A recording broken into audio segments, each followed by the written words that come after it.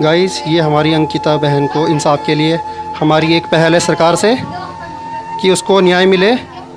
जो याद रखें और इस केस को मतलब चलता रही है और फास्ट ट्रैक के मुताबिक इन पे फांसी की सज़ा होनी चाहिए इन अपराधियों को।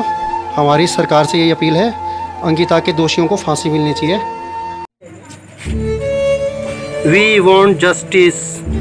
अंकिता की को भावपूर्ण श्रद्धांजलि दे रहे हैं हम। बहुत ही दुखद घटना थी और सरकार से यही अपील है कि उनको फांसी की सज़ा होनी चाहिए।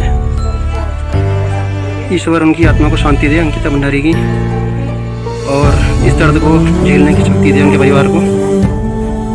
तो बहन अंकिता के लिए हमारी एक छोटी सी अपील है सरकार से कि उसके दोषियों को कड़ी से कड़ी सज़ा मिले। फांसी की सज़ा होनी चाहिए, फास्ट ट्रैक कोर्ट में उनका मुकदमा चलना चाहिए। तो सभी से हमारी ये अपील है। तो अंकिता के हत्यारों को फांसी दो, फांसी दो। अंकिता के हत्यारों को फांसी दो, फांसी दो। अंकिता के हत्यारों को फांसी दो, फांसी दो, फांसी दो। We want justice, we want justice, we want justice. Ankita को न्याय दो, अंकिता को न्याय दो, अंकिता को न्याय दो, अंकिता को न्याय दो। We want justice, we want justice, we want justice, we want justice, we want justice, we want justice. Ankita के हत्यारों को फांसी दो, फांसी दो। अंकिता के हत्यारों को फांसी दो, फांसी दो। अंकिता के हत्यारों को फांसी दो, फांसी दो। तो हमारी सरकार से यही अपील है कि अंकिता के हत्यारों को फांसी देनी चाहिए सरकार को। जिस तरह से एक जघन्य अपराध किया गया है इन दोषियों के द्वारा, तो इनको फांसी की सज़ा होनी चाहिए। सभी की यही अपील है, पूरे उत्तराखंड, पूरे देश की यही अपील है कि उनको फांसी होनी चाहिए। तो ये अंकिता के साथ इतना दुर्व्यवहार हुआ है, जो घटना हुई है, इसके बारे में फिर आपको सरकार से क्या उम्मीद है? मैं चाहती हूँ कि अंकिता भंडारी को न्याय मिले और दोषियों को फांसी दी जाए, कड़ी से कड़ी सजा, कड़ी से कड़ी सजा। खास कर यही मांगना चाहता हूँ कि जो ये अंकिता भंडारी के साथ जो ये जघन्य अपराध हुआ है, जिसके कारण पूरा उत्तराखंड शर्मसार है, और ये ऐसी घटनाएं कभी उत्तराखंड में कभी देखने को मिलती नहीं थी। तो इस सिलसिले में मैं यही कहना चाहता हूँ कि आगे भी ऐसे अपराध ना बढ़ें, तो अपराधियों को सख्त से सख्त सज़ा मिलनी चाहिए, उनको फांसी की सज़ा होनी चाहिए। जैसे भी सभी मांग रहे हैं, उनके परिवार के लोग भी मांग रहे हैं। हमें पता है कि उनके परिवार में क्या बीत रही है, तो इसलिए हम यही चाहते हैं कि उनको फांसी की सज़ा होनी चाहिए। मैं उत्तराखंड की सरकार पुष्कर सिंह धामी जी से, मुख्यमंत्री से, मैं यही चाहता हूँ कि उसका जो मुकदमा है फास्ट ट्रैक कोर्ट में चलाया जाए और जल्दी से जल्दी एक्शन लिया जाए और उनको फांसी होनी चाहिए। तो यहाँ पर हमारे ऋषि भाई भी पहुँच चुके हैं, वो आ रखे हैं यहाँ पे। तो हम सभी अंकिता भंडारी को इंसाफ देने की एक पहल है हमारी है। तो मैं ऋषि से ये पूछना चाहता हूँ कि ऋषि भाई, अब ये जो इतना बड़ा दुर्घटना हुई है 18 सितंबर की, इसके मामले में आप सरकार से क्या बोलना चाहते हैं? ये घटनाएं क्यों होती हैं, मतलब क्या इनका कारण है, और मतलब क्यों होती हैं? इससे सरकार से आप क्या कहने के चाहेंगे कि ये घटनाएं दोबारा ना हो? देखिए, सबसे पहले तो मैं ये कहना चाहूँगा कि ये जो भी दुर्घटना हुई है, ये बिल्कुल भी मान्य नहीं है और ये किसी के साथ भी नहीं होना चाहिए। हमारी अंकिता बहन के साथ ये सब हुआ है, उससे हमें बहुत दुख है और हम सरकार से यही विनती करते हैं कि जल्द से जल्द उनको न्याय दिया जाए और जो भी इसमें दोषी हैं उनको फांसी की सज़ा तो कम से कम मुकम्मल की जाए और जो भी उनका केस है उसको फास्ट ट्रैक में चलाया जाए, ताकि जो जनता का आक्रोश है, जो क्रोध है, वो भी थोड़ा शांत हो। तो यही हम सरकार से विनती करते हैं। तो इसमें मैं ये कहना चाहता हूँ जी कि सरकार से और आपकी क्या मांगे हैं उनके परिवार में? जैसे अब ये दर्दनाक ये हादसा हुआ है, तो अब उनके परिवार में कोई कमाने वाला है नहीं, रोज़गार सबका, वही एक लड़की थी जो रोज़गार के लिए बाहर निकली थी घर से। देखिए, कुछ आर्थिक मदद तो करनी ही चाहिए और जैसे हमारे मुख्यमंत्री जी ने शायद 25 लाख की रकम मुकम्मल भी की थी, लेकिन उनके पिता का कहना ये है कि उन्हें पैसा नहीं चाहिए। अगर आप कुछ देना चाहते हैं तो उनकी बेटी को न्याय दीजिए। तो बस यही मैं कहना चाहता हूँ कि मतलब कुछ आर्थिक मदद तो अब मतलब इस दुख की घड़ी में तो आर्थिक मदद क्या कर सकते हैं, बस ये है कि अगर न्याय मिल जाए तो यही बहुत बड़ी बात है। अच्छा, तो आप जैसे कि न्यूज़ में आ रहा था जी कि पटवारी ने, मतलब जो पटवारी था वहाँ का, पटवारी पुलिस, जी उनके हाथ में वहाँ का वो होता है सारा प्रोसेस जी, तो उन्होंने काफ़ी लेट किया था जी, मतलब रिपोर्ट लिखने में, तो उनसे कुछ गलतियाँ हुई थी। हाँ बिल्कुल, जैसे उनसे भी हुआ है। जी, अभी जैसे खबर आ रही है कि मतलब वो जो इलाका होता है वो राजस्व पुलिस के अंतर्गत आता है, जिसमें हमारे पटवारी वगैरह वहाँ पर कार्यरत रहते हैं।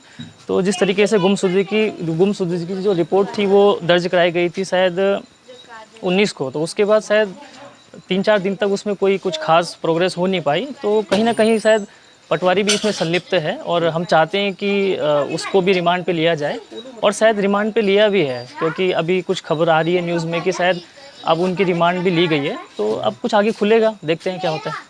आपको क्या लगता है जो पोस्टमार्टम की जो रिपोर्ट आई थी वो सत्य है कि उसमें अभी कुछ त्रुटियां हैं? नहीं, देखिए, जैसे आप सभी के सामने था कि मतलब एम्स के 4 डॉक्टरों की पैनल ने उसका पोस्टमार्टम किया था, उसमें कोई भी मतलब कोई महिला, कोई डॉक्टर उसमें नहीं थे। तो ये भी कहीं ना कहीं एक शंका मन में आती है कि भाई कहीं कुछ ऐसा तो नहीं हुआ है, कुछ छुपाया गया है, क्योंकि जिन लोगों ने उस डेड बॉडी को देखा था, जैसे हमारी परमिला रावत जी हैं जो समाज सेविका हैं, उन्होंने कहा है कि काफ़ी बुरा हाल उसका किया हुआ था। मतलब हमारी बहन का, उसके शायद दांत वगैरह तोड़े गए थे, बाल भी नोचे गए थे और कुछ दांतों के निशान भी उनकी बॉडी पे पाए गए हैं। तो कहीं ना कहीं हमें लगता है कि कुछ छुपाया गया है और कुछ सत्ता में बैठे कुछ ऐसे लोग जो शायद सच बाहर नहीं आना देना चाहते हैं। तो कुछ अब इसमें देखते हैं आगे क्या होता है।